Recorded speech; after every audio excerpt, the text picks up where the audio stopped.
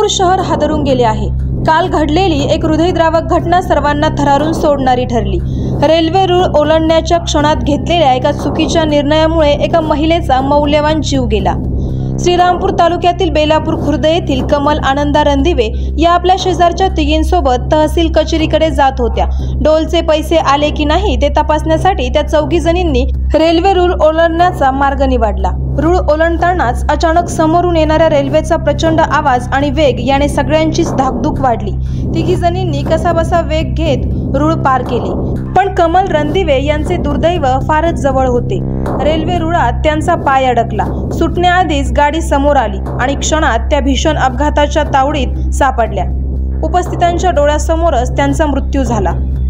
Railway रूळ ओलांडण्याच्या घाईत घेतलेल्या निर्णयाने एका कुटुंबाचा संसार उद्ध्वस्त केला आहे।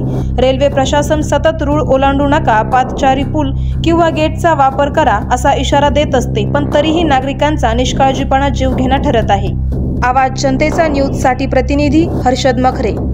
करायचं आहे लाईव्ह कार्यक्रम किंवा आहे कसले आंदोलन, जनसामान्यापर्यंत पोहोचेल आपला हक्काचा आवाज, आवाज जनतेचा। बातमी व जाहिरातीसाठी संपर्क करा स्क्रीनवर दिलेल्या नंबरवर।